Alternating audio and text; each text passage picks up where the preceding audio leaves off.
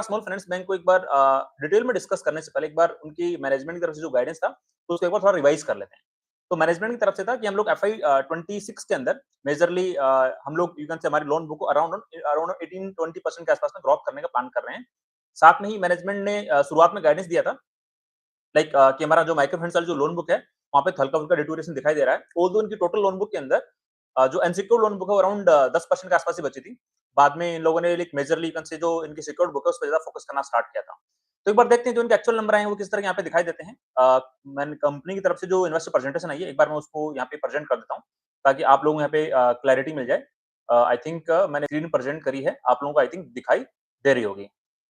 Right. तो firstly बात कर लेते हैं एसेट क्वालिटी के पर्सपेक्टिव से, बिकॉज़ हम लोग किसी भी बैंक या एनबीएफसी को डिस्कस करते हैं, तो हम लोग मेजरली लाइक ये देखते हैं कि क्या उस बैंक या एनबीएफसी की एसेट क्वालिटी क्यों बेसिस पे इंप्रूवमेंट फेज के अंदर है या फिर स्टेबल तो दिखाई दे रही है ना। एंड उसके बाद में आगे के उसके जो बाकी के फाइनेंशियल पैरामीटर्स हैं, उनको डिस्कस करने की कोशिश करते हैं। तो इक्विटा स्मॉल फाइनेंस बैंक के बारे में बात करें, तो यहाँ पे साफ-साफ दिखाई दे रहा है कि इनकी जो ग्रॉस एनपी है, वो क्यू बेसिस पे यहाँ पे 13 बेसिस पॉइंट से इंप्रूव हुए हैं। एंड क्वार्टर 4 के अंदर इनका ग्रोथ एनपी रिपोर्ट हुआ 2.49% का। जबकि क्वार्टर 3 एफआई 26 के अंदर इनका ग्रोथ एनपी था 2.62% का। तो आप सब लोगों को ऑलरेडी पता होगा कि लाइक जो स्मॉल फाइनेंस बैंक्स हैं या फिर जो जिन बैंक्स का माइक्रो फाइनेंस वाले सेगमेंट के अंदर एक्सपोजर था, उन सभी बैंक्स के या एनबीएफसीज की एसेट क्वालिटी खराब होना स्टार्ट हो गई थी वो आज से लगभग 1 से डेढ़ साल पहले।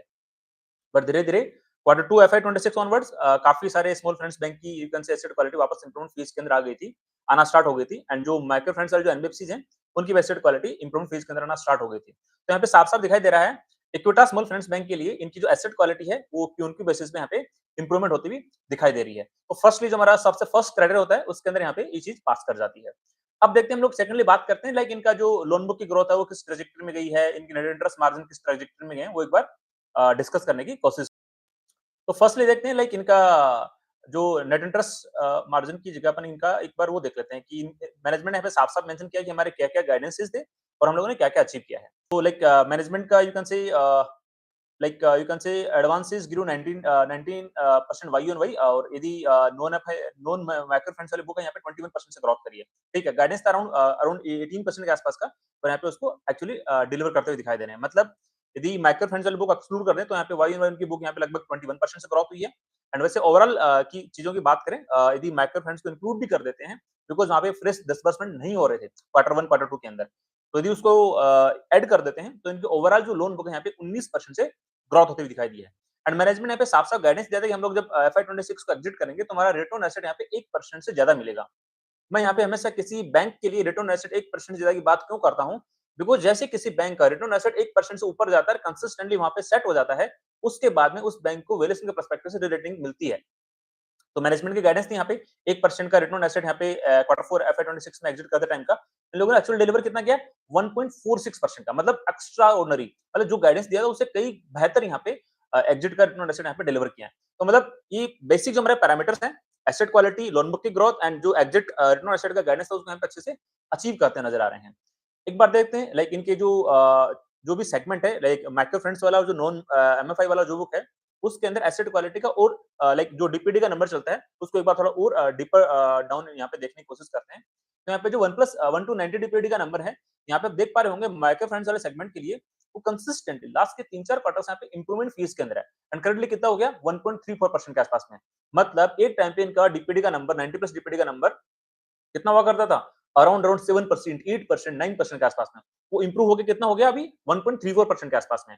और यदि बात करें नॉन एमएफआई वाली बुक के बारे में, जो यहाँ पे इनकी लगभग सिक्योर्ड बुक है, यू कैन से अराउंड 90% के आसपास में, उसका यहाँ पे भी लाइक यू कैन से 1 टू 90 डीपीडी का नंबर है यहाँ पे इंप्रूवमेंट फेज के अंदर दिखाई दे रहा है। यदि ओवरऑल बैंक के लेवल पे बात करें, पूरा इक्विटा स्मॉल फाइनेंस बैंक की बैंकिंग लेवल पे बात करें, तो यहाँ पे लाइक क्लियरली साफ-साफ मेंशन है, यहाँ पे जो इनका डीपीडी का नंबर है 1 टू 90 डीपीडी का नंबर है, तो यहाँ पे क्यू बेसिस पे कंसिस्टेंटली यहाँ पे इंप्रूवमेंट फेज के अंदर दिखाई दे रहा है। एंड यदि बात करें कलेक्शन एफिशिएंसी के बारे में, तो यहाँ पे ओवरऑल जो इनकी कलेक्शन एफिशिएंसी है, वो भी यहाँ पे कंसिस्टेंटली जो इनका प्री एमएफआई लेवल पे जो इनका कलेक्शन एफिशिएंसी हुआ करता था 99% से ज्यादा, वो यहाँ पे साफ-साफ दिखाई दे रहा है। लाइक आपका जनवरी में 99.62 है, फरवरी में 99.71 है और आपका मार्च के अंदर 99.77 है। मतलब क्वार्टर 4 के अंदर तो इन लोगों की कलेक्शन एफिशिएंसी बढ़ती चली गई है जनवरी, फरवरी, मार्च के अंदर। क्वार्टर 3 के अंदर कितनी थी? 99.34% के आसपास में थी एंड क्वार्टर 4 के अंदर ओवरऑल कितनी अचीव करी? 99.71% के आसपास है। मतलब जो माइक्रो फाइनेंस वाला इश्यू स्टार्ट हुआ था उससे पहले के लेवल पे जो कलेक्शन एफिशिएंसीज होती थी, उसको यहाँ पे अचीव कर लिया है इक्विटास स्मॉल फाइनेंस बैंक ने। मतलब एसेट क्वालिटी के पर्सपेक्टिव से इस बैंक ने अपना जो भी कच्चा चिट्ठा था वो सब कुछ क्लीन करके वापस इंप्रूवमेंट ट्रेंड के अंदर आ गया है। अब यहाँ से साफ-साफ दिखाई दे रहा है, और जैसे मैं आप लोगों को बारी-बारी से बताता रहता हूँ कि जब किसी बैंक या एनबीएफसी की एसेट क्वालिटी एकदम स्टेबल हो जाती है, इंप्रूवमेंट फेज के अंदर आ जाती है, कलेक्शन एफिशिएंसी एकदम बिल्कुल पीक पे आ जाती है, उसके बाद में बैंक क्या करता है, एनबीएफसी क्या करती है, यार अब हम लोग ज्यादा से ज्यादा यहाँ पे लोन बांटेंगे और हमारी लोन बुक को अच्छे से ग्रोथ कराएंगे। ठीक है, और अच्छी बात है। एक बार देखते हैं इनका लोन पे यील्ड और एडवांसेस की इन लोगों ने बात करी है। तो हुआ क्या था, जैसे माने आपको पहले भी किसी न किसी लाइक कंटेंट के अंदर बताया होगा, वीडियो के अंदर बताया होगा कि जो जब माइक्रो फाइनेंस वाला इश्यू स्टार्ट हुआ था, तो स्मॉल फाइनेंस बैंक ने क्या किया था, अपनी जो एमएफआई वाली बुक है ना, उसको रिड्यूस करना स्टार्ट कर दिया था और सिक्योर्ड लैंडिंग ज्यादा ज्यादा करना स्टार्ट कर दिया था। उसका इम्पैक्ट क्या निकला था? उसका इम्पैक्ट ये निकला था, डायरेक्टली यील्ड पे आया था, नेट इंटरेस्ट मार्जिन पे आया था। कैसे आया था? सपोज को किसी बैंक के पास ऑलरेडी 70% सपोज करो, या फिर 50-10% मानते हैं कि 50% सिक्योर्ड लोन बुक है, 50% एमएफआई वाली है। और यदि जब माइक्रो फाइनेंस वाला इश्यू आया, तो उन लोगों ने क्या किया, जो सिक्योर्ड वाली बुक है उसको बढ़ाना स्टार्ट कर दिया। उसको जब बढ़ाया और एमएफआई वाले को लाइक यू कैन से एक्सपेंड करना बंद कर दिया, एक्सपेंड नहीं किया, तो उससे ऑटोमेटिकली क्या होगा, उनकी सिक्योर्ड बुक 50% बढ़ के 60 पे हो जाएगी, 65 पे चले जाएगी, 70% पे चले जाएगी। और आप लोगों को पता है ना, सिक्योर्ड वाले लोन के अंदर इनको कम इंटरेस्ट मिलता है, मतलब लोन पे यील्ड इनको लाइक 14, 15, 16% के आसपास मिलती है। जबकि जो इनका एमएफआई वाला जो लोन होता है, उसके अंदर इनको यील्ड कितना मिलता है, लगभग यू कैन से 22, 23, 24% के आसपास में। तो ओवरऑल इससे क्या होगा, यदि आप सिक्योर्ड का पार्ट बढ़ाओगे, तो आपका ओवरऑल जो लोन पे यील्ड गिर जाएगा। और ये सारे स्मॉल फाइनेंस बैंक के अंदर पिछले लगभग 5 से 6 क्वार्टर के अंदर साफ-साफ दिखाई देखने को मिल रहा था। इसलिए मैं बारी-बारी से कह रहा था कि जो बैंक यहाँ पे अपनी सिक्योर्ड बुक को बढ़ाएगा, उसका ओवरऑल लोन पे यील्ड घटेगा और साथ में नेट इंटरेस्ट मार्जिन पे इम्पैक्ट पड़ेगा। तो एक बार वो देख लेते हैं, like Equitas small Finance bank के बारे में। तो यहाँ पे देखो, इनका पहले जो लोन पे यील्ड हुआ करता था, लगभग 23.70% के आसपास हुआ करता था क्वार्टर 3 एफआई 25 के अंदर। उसके बाद कंसिस्टेंटली घटना स्टार्ट किया, बिकॉज़ इस बैंक ने अपना जो एमएफआई वाला बुक था, उस टाइम अराउंड आज से लगभग 5 से 6 क्वार्टर पहले इनका कितना हुआ करता था, अराउंड अराउंड 20% के आसपास में इनका एमएफआई का बुक हुआ करता था, और 80% इनका लगभग सिक्योर्ड बुक हुआ करता था। तो इस बैंक ने वो घटा-घटा के लाइक एमएफआई का बुक 20% से 10% के आसपास में ले आए थे, और सिक्योर्ड बुक को बढ़ा के 80% से 90% पे ले गए। उसका आउटकम क्या निकला? इनकी जो लोन पे यील्ड है, लाइक यू कैन से क्वार्टर 2 ऑफ 26 के अंदर 22.43% के आसपास में आ गई। मतलब लगभग सवा 1% के आसपास में इनकी लोन पे घट गई थी। उसके बाद में बैंक ने क्या किया, जैसे इनकी वापस एमएफआई बुक यहाँ पे अच्छे से मतलब जैसे सारे बैंक्स ने बताया, सारे एनबीएफसीज ने बताया कि हमारा जो माइक्रो फाइनेंस वाला इश्यू वापस सोल्व हो गया है। उसके बाद में बैंक ने यहाँ पे क्या फायदा उठाया कि हम लोग एमएफआई के अंदर फिर से लेंडिंग करना स्टार्ट करते हैं। तो इनका यहाँ पे देखो ना, इनका जो लोन पीरियड वापस बढ़ना स्टार्ट हो गया। और जो बाकी के दूसरे स्मॉल फाइनेंस बैंक है, जो अभी भी ज्यादा फोकस करें सिक्योर्ड लेंडिंग पे, चाहे उत्कर्ष स्मॉल फाइनेंस की बात कर लें या फिर दूसरे स्मॉल फाइनेंस बैंक की बात कर लें, उनकी लोन पे यील्ड, ओवरऑल लोन पे घट रही है, नेट इंटरेस्ट मार्जिन घट रहे हैं। बट यहाँ पे इक्विटास स्मॉल फाइनेंस बैंक ने उसका उल्टा करके दिखाया है, बहुत बेटर करके दिखाया है कि यार मैंने तो क्वार्टर 4 के एग्जिट के दौरान मेरी लोन पे यील्ड यहाँ पे 23.1% के आसपास में आ गई है। बिकॉज़ ये लोग वापस अपनी जो एमएफआई वाले लोन बुक थी, जो लगभग 9-10% के आसपास पहुंच चुकी थी टोटल लोन बुक का, उसको वापस एक्सपेंड करना स्टार्ट कर दिया है। तो ऑब्वियसली उसका इम्पैक्ट यहाँ पे दिखाई देगा। तो हमने बात करी इनके लाइक यील्ड पे, अब बात कर लेते हैं नेट इंटरेस्ट मार्जिन की मूवमेंट के पर्सपेक्टिव से।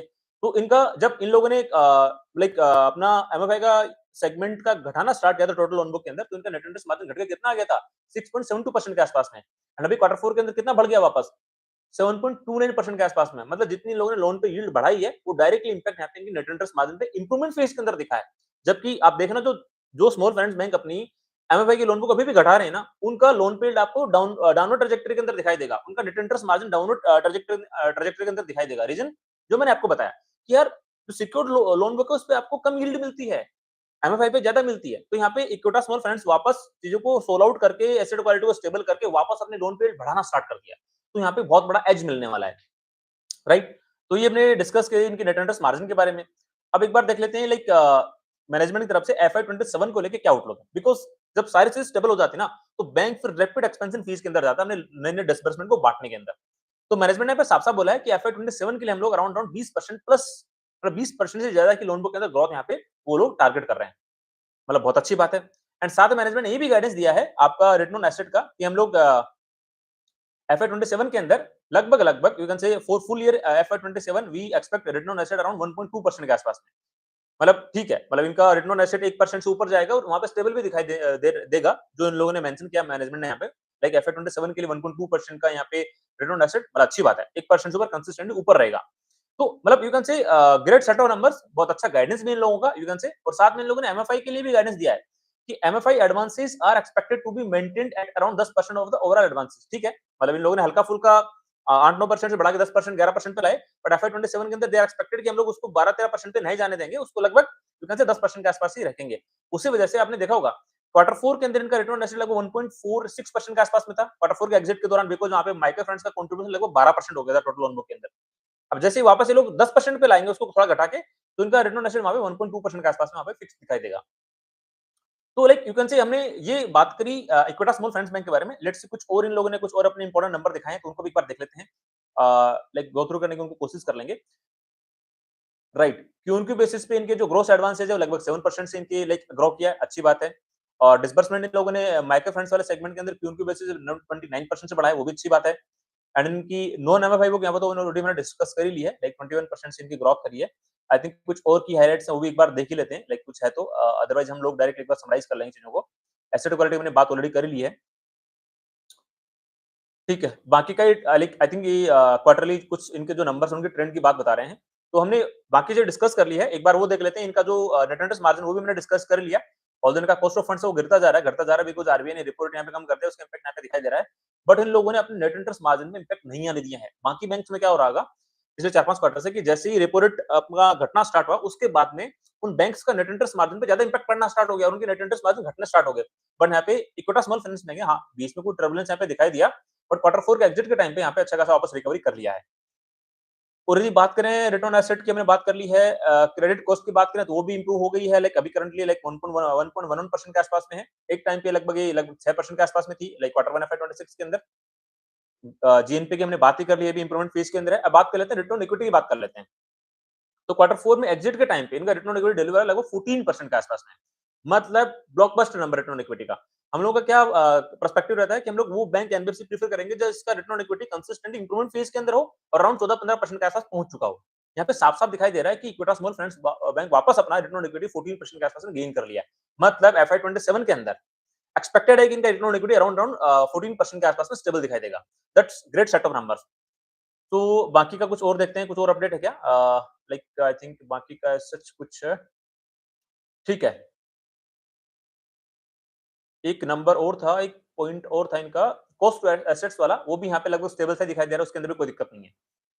ठीक है, तो हमने लगभग सारे measure of the financial parameters यहाँ पे डिस्कस कर लिए हैं। अब एक बार चीजों को समराइज कर लेते हैं, राइट? इनको मैं यदि समराइज करूं तो आप देखो ना, इक्विटा स्मॉल फाइनेंस बैंक ने यहाँ पे जो इसकी सबसे बड़ा चैलेंज क्या था स्मॉल फाइनेंस बैंक को लेके कि हमारा जो एमएफआई वाला सेगमेंट है वो हमारी लाइक एसेट क्वालिटी को खराब पे खराब करे जा रहा है, उसको सोल्व कर देते हैं। तो उसको सोल्व भी कर दिया एंड साथ में अपनी एमएफआई की लोन बुक को यहाँ पे और अच्छे से एक्सपेंड करना भी स्टार्ट कर दिया क्वार्टर 4 के अंदर।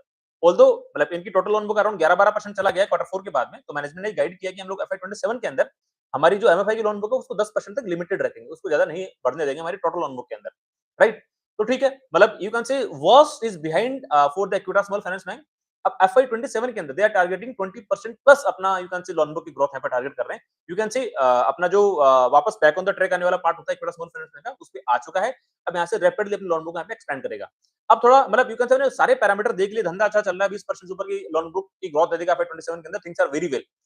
रिटर्न रेशियोज के पर्सपेक्टिव से भी अच्छा है, रिटर्न एसेट भी अच्छा बन गया, इनका रिटर्न इक्विटी भी अच्छा बन गया। एक बार बात कर लेते हैं वैल्यूएशन के पर्सपेक्टिव से, बिकॉज़ यदि बाकी सारी चीजें अच्छी लगती है तो एक बार हम लोग वैल्यूएशन पर्सपेक्टिव से भी इसको डिस्कस करने की कोशिश करते हैं। इक्विटा स्मॉल फाइनेंस बैंक का स्टॉक करंटली 1.3 के प्राइस टू रेशियो पे ट्रेड कर रहा है। तो ठीक है, आप ये देखो ना, कोई एक ऐसी बैंक जिसकी अराउंड अराउंड रिटेल बुक के अंदर मोर देन 90% उनकी सिक्योर्ड लोन बुक हो, अराउंड अराउंड 90% के आसपास में सिक्योर्ड लोन बुक हो एंड साथ में वो नेक्स्ट ईयर के अंदर अपनी लोन बुक को मोर देन 20% से ग्रो करने का गाइडेंस दे रहा है एंड साथ में उसका रिटर्न ऑन इक्विटी अराउंड 14% के आसपास जा चुका है, उसके यहाँ पे स्टेबल भी दिखाई देगा एंड साथ में उसका रिटर्न ऑन एसेट 1% से ऊपर स्टेबल दिखाई देगा और साथ में उसका वैल्यूएशन यू कैन से 1.3 के आसपास का प्राइस टू बुक का। मतलब हमारे जो लगभग क्राइटेरिया होते हैं किसी बैंक के लिए, वो सारे के सारे यहाँ पे पास करता हुआ दिखाई दे रहा है, राइट? और वैल्यूएशन भी यहाँ पे कंफर्ट दे रहा है, 1.3 का प्राइस टू यहाँ पे कंफर्ट दे रहा है, राइट? तो things are in the right direction for the Equitas Small Finance Bank. हाँ, जस्ट यू कैन से मैं यहाँ पे ऐसे ये नहीं बोल रहा कि लाइक सब कुछ सही है जाके स्टॉक को खरीद लो, नहीं, मैं ऐसा कभी नहीं बोलूंगा। मैं यहाँ पे केवल एक बिजनेस का जो क्वार्टरली रिजल्ट आया है कंपनी का, वो यहाँ पे एनालिसिस करके आपके सामने सारी चीजें रखने की कोशिश कर रहा हूँ ताकि आपको डिसीजन मेकिंग करने में आसानी हो सके। तो मेरी तरफ से इन summary इक्विटा Small Finance bank good set of numbers, बहुत अच्छे तरीके से एफआई 27 के अंदर इंटर कर रहा है एंड अच्छा यहाँ से अच्छा वापस अच्छे से परफॉर्म करना स्टार्ट कर देगा, राइट? अपने बिजनेस के पर्सपेक्टिव से बोल रहा हूँ, स्टॉक प्राइस की वहां पे बिल्कुल बात नहीं कर रहा हूँ। मैंने मेरा एक व्यू और पर्सपेक्टिव देने की कोशिश करी है आप लोगों को कि मेरी तरफ से कोई स्टॉक रिकमेंडेशंस बिल्कुल भी नहीं है। आप लोग अपनी खुद की रिसर्च करना, खुद का एनालिसिस करना एंड जो आपके इन्वेस्टमेंट एडवाइजर हैं उनसे डिस्कस करके ही डिसाइड करना कि आपको इन कंपनीज के स्टॉक्स को अपनी वॉच लिस्ट में रखना है या फिर नहीं रखना है। बिकॉज़ मैं आप लोगों को बारी-बारी से बोलता रहता हूँ कि I am not a SEBI registered research analyst, I am not a SEBI registered investment advisor. So मैं कोई स्टॉक रिकमेंडेशन यहाँ पे बिल्कुल नहीं दे सकता। I am not authorised to give any stock recommendations. मैं केवल यहाँ पे यू कैन से कंपनी का बिज़नेस को एनालिसिस करके यहाँ पे रखने की कोशिश करता हूँ। और मेरा तो इंटेंट रहता है कि मैं आप लोगों को इतना सिखा दूँ कि आप लोग भी अपने पोर्टफोलियो के डिसीजन इंडिपेंडेंटली खुद से ले पाओ।